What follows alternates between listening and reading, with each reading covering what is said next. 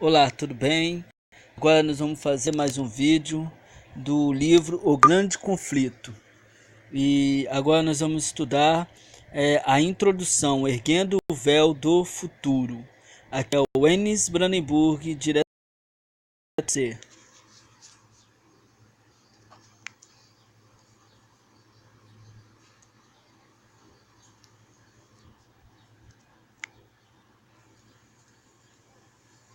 O Grande Conflito. Introdução. Antes que o pecado entrasse no mundo, Adão vivia em plena comunhão com seu Criador. Desde, porém, que o homem se separou de Deus pela transgressão, a raça humana ficou privada desse alto privilégio. Pelo plano da redenção, entretanto, abriu-se um caminho mediante o qual os habitantes da terra podem ainda ter ligação com o céu. Com os homens mediante o seu Espírito, sido comunicado ao mundo pelas revelações feitas a seus servos escolhidos. Homens santos de Deus falaram inspirados pelo Espírito Santo. Durante os primeiros 25 séculos da história humana, não houve nenhuma revelação escrita. Aqueles dentre os homens que haviam sido feitos receptáculos das revelações divinas, passando assim o seu conhecimento para a revelação escrita data de Moisés, que foi o primeiro compilador dos fatos até então revelados, os quais enfeixou em volume. Esse trabalho prosseguiu por espaço de 1600 anos, desde Moisés, o autor do Gênesis, até João, o evangelista, que nos transmitiu por escrito os mais sublimes fatos do Evangelho. A Escritura Sagrada aponta a Deus como seu autor. No entanto, foi escrita por mãos humanas e, no variado estilo de seus diferentes livros, apresenta os característicos dos diversos escritores. As verdades reveladas são dadas por inspiração de Deus. Acham-se, contudo, expressas em palavras de homens.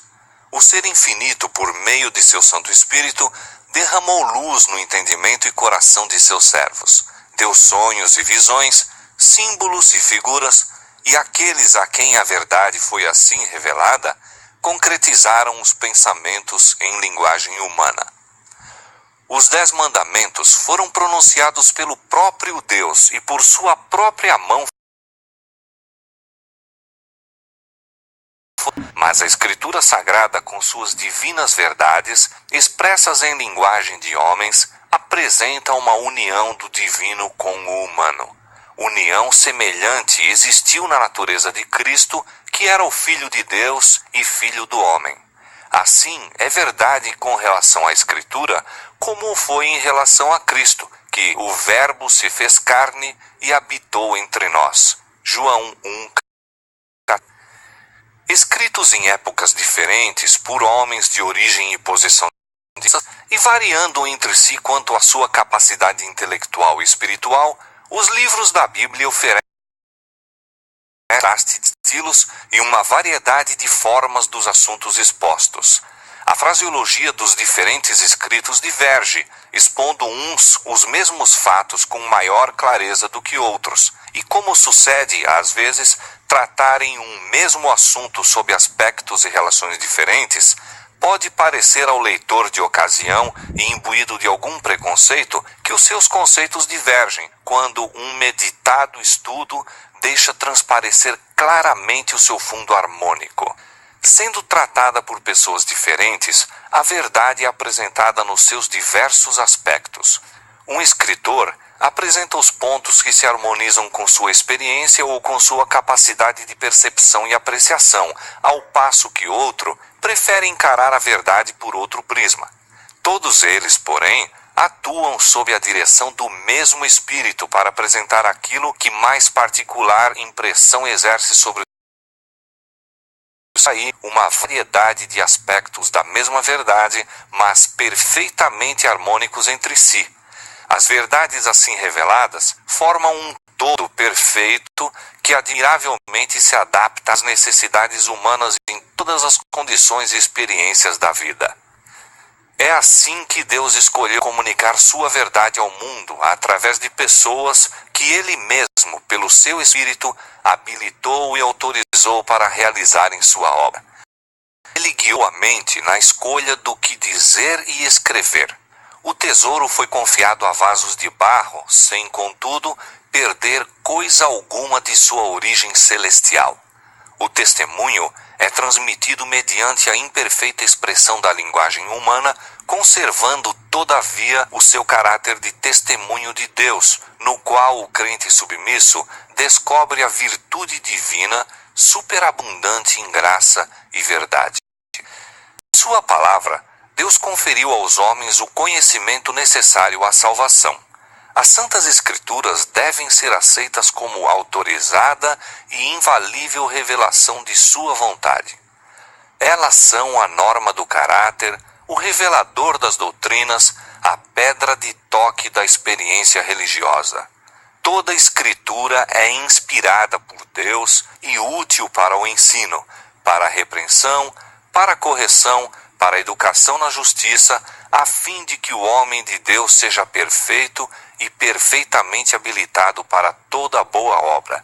2 Timóteo 3, 16 e 17. Todavia, o fato que Deus revelou sua vontade aos homens por meio de sua palavra não tornou desnecessária a contínua presença e direção do Espírito Santo. Ao contrário, o Espírito foi prometido por nosso Salvador para aclarar a palavra a seus servos, para iluminar e aplicar os seus ensinos. E visto ter sido o Espírito de Deus que inspirou a Escritura Sagrada, é impossível que o ensino do Espírito seja contrário ao da palavra. O Espírito não foi dado, nem nunca o poderia ser, a fim de sobrepor-se à Escritura, pois esta explicitamente declara ser ela mesma a norma pela qual todo o ensino e experiência devem ser aferidos. Diz o apóstolo João: não creiais a todo o Espírito, mas provai se os Espíritos são de Deus, porque já muitos falsos profetas se têm levantado no mundo. 1 João 4:1. E Isaías declara: a lei é o testemunho. Se eles não falarem segundo esta palavra, não haverá manhã para eles. Isaías 8:20. Muito descrédito tem acarretado à obra do Espírito Santo o erro de certa gente que, presumindo-se iluminada por ele, declara não mais necessitar das instruções da palavra divina. Tais pessoas agem sob impulsos que reputam como a voz de Deus às suas almas. Entretanto, o espírito que as rege não é de Deus. Essa docilidade às impressões de momento, com desprezo manifesto no que ensina a Bíblia, só pode resultar em confusão e ruína, favorecendo os desígnios do maligno. Como o ministério do Espírito tem importância vital para a Igreja de Cristo, é o decidido empenho de Satanás, por meio dessas excentricidades de gente desequilibrada e fanática, cobrir de opróbrio a obra do Espírito Santo e induzir o povo a negligenciar a fonte de virtude que Deus proveu para o seu povo. Em harmonia com a palavra de Deus, deveria seu Espírito continuar sua obra durante todo o período da dispensação evangélica. Durante os séculos em que as Escrituras do Antigo Testamento, bem como as do Novo, estavam sendo dadas, o Espírito Santo não cessou de comunicar luz a mentes individuais, independentemente das revelações a serem incorporadas no cânon sagrado. A Bíblia mesma relata como, mediante o Espírito Santo, os homens receberam advertências, reprovações, conselhos e instruções em assuntos de nenhum modo relativos à outorga das Escrituras. E faz-se menção de profetas de épocas várias, de cujos discursos nada há registrado. Semelhantemente, após a conclusão do cânon das Escrituras, o Espírito Santo deveria ainda continuar a sua obra, esclarecendo, advertindo e confortando os filhos de Deus.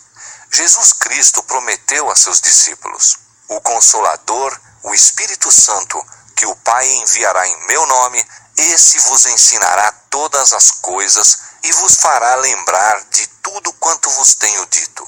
João 14:26. Quando vier aquele Espírito de verdade, ele vos guiará em toda a verdade e vos anunciará o que há de vir. João 16:13. As Escrituras claramente ensinam que estas promessas, longe de se limitarem aos dias apostólicos, se estendem à Igreja de Cristo em todos os séculos. O Salvador afirma a seus seguidores: estou convosco todos os dias até a consumação dos séculos. Mateus 28:20.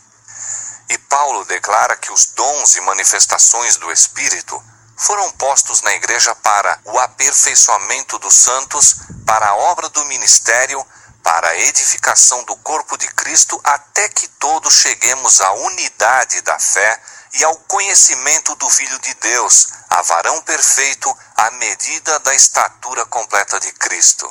Efésios 4, 12 e 13. A favor dos crentes da igreja de Éfeso, o apóstolo Paulo orava para que o Deus de nosso Senhor Jesus Cristo, o Pai da Glória, vos conceda espírito de sabedoria e de revelação no pleno conhecimento dele, iluminados os vossos olhos do vosso coração, para saberdes qual é a esperança do seu chamamento e qual a suprema grandeza do seu poder para com os que cremos, segundo a eficácia da força do seu poder. Era a ministração do Espírito, na iluminação do entendimento e desvendação dos olhos do espírito humano para a penetração das coisas profundas da palavra de Deus, que o apóstolo suplicava para a igreja de Éfeso. Depois da maravilhosa manifestação do Espírito Santo no dia de Pentecoste, Pedro exortou o povo a arrepender-se e batizar-se em nome de Cristo para a remissão de seus pecados. E disse ele: e recebereis o dom do Espírito Santo, porque a promessa vos diz respeito a vós, a vossos filhos e a todos os que estão longe, a tantos quanto Deus nosso Senhor chamar. Atos 2, 38 e 39.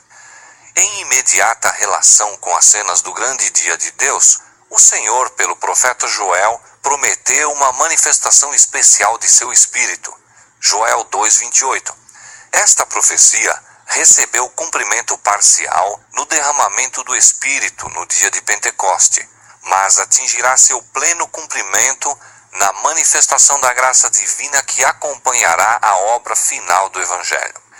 A grande controvérsia entre o bem e o mal há de assumir proporções cada vez maiores até o seu final desenlace.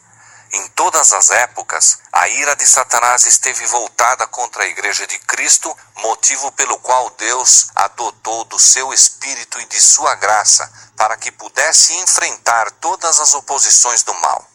Ao receberem os apóstolos a incumbência de levar o Evangelho até os confins da terra e escrevê-lo para gerações futuras, Deus lhes deu a iluminação do seu Espírito. À medida, porém, que a igreja se aproxima da hora de sua libertação definitiva, Satanás há de agir com redobrada energia.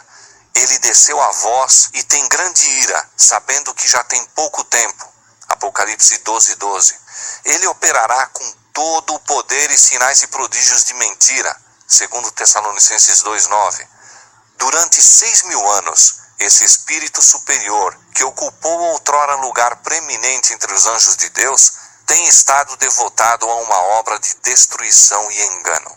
E toda habilidade e astúcia satânicas adquiridas, toda a crueldade desenvolvida nessa luta de longos séculos, serão empregadas contra o povo de Deus no conflito final. É nesse tempo, cheio de perigos, que os seguidores de Cristo terão de anunciar ao mundo a mensagem do segundo advento de Cristo, a fim de preparar um povo imaculado e irrepreensível para a volta do Senhor. Então, como nos dias dos apóstolos, a igreja terá necessidade de uma dotação especial da graça e poder divinos. Mediante a iluminação do Espírito Santo, as cenas do prolongado conflito entre o bem e o mal foram patenteadas à autora destas páginas. De quando em quando me foi permitido contemplar a operação nas diversas épocas do grande conflito entre Cristo, o príncipe da vida, o autor de nossa salvação, e Satanás, o príncipe do mal, o autor do pecado, o primeiro transgressor da santa lei de Deus. A inimizade de Satanás para com Cristo manifestou-se contra os seus seguidores.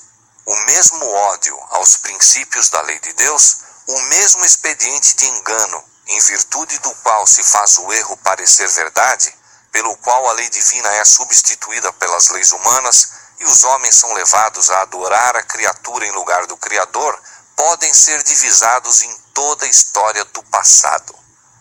Os esforços de Satanás para representar de maneira falsa o caráter de Deus, para fazer com que os homens nutram um conceito errôneo do Criador e assim o considerem com temor e ódio em vez de amor, seu empenho para pôr de parte a lei divina, levando o povo a julgar-se livre de suas reivindicações e sua perseguição aos que ousam resistir a seus enganos, têm sido prosseguidos com persistência em todos os séculos.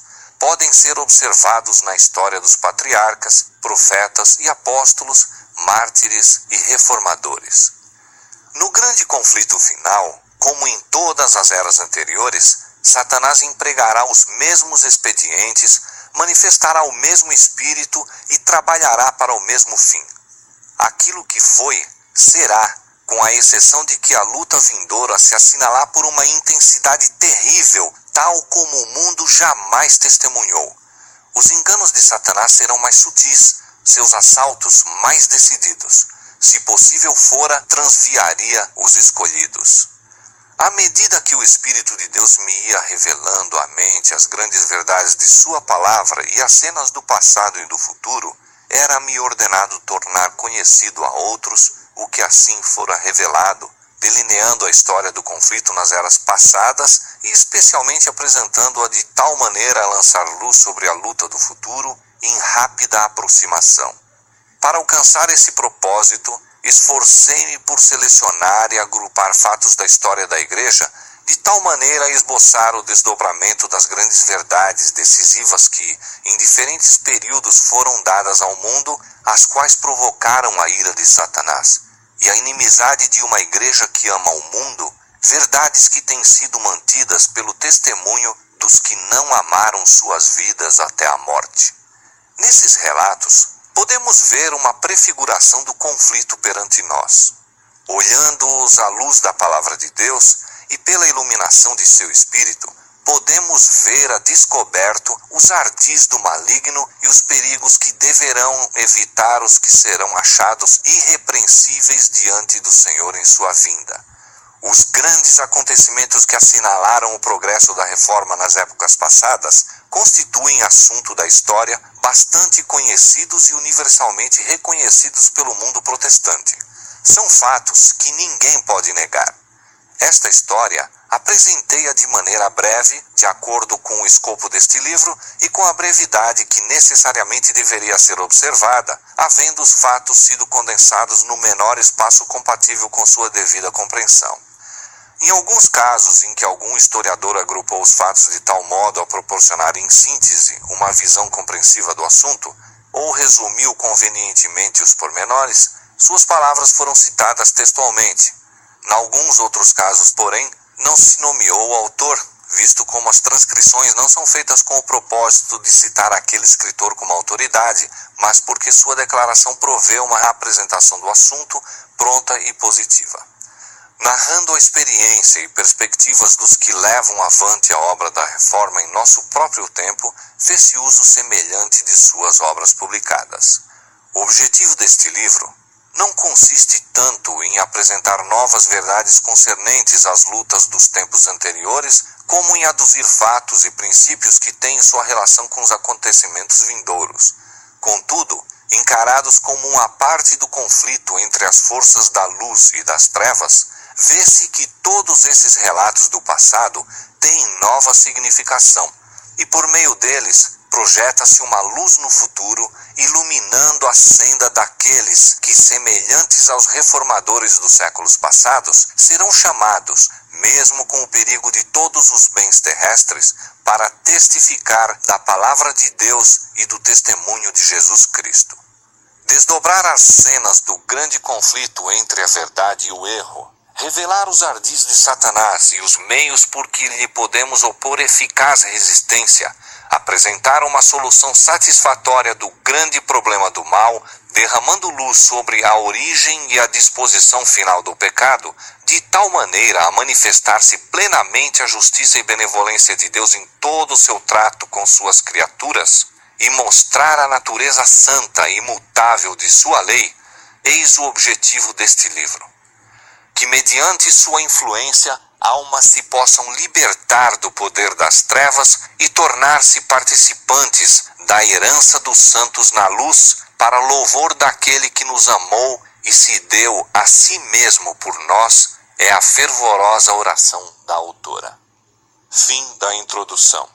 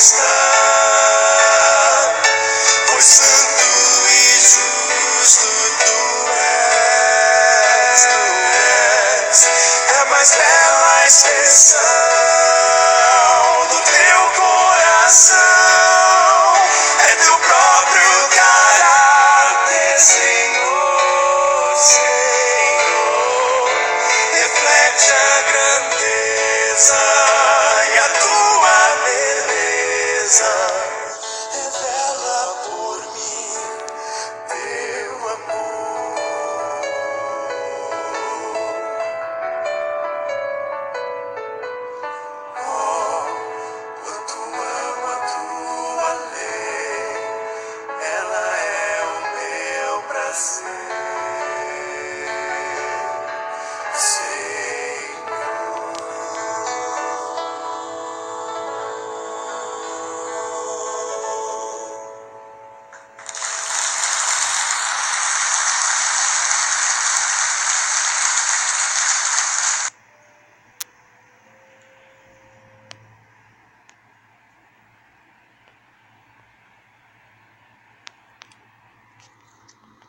Vai.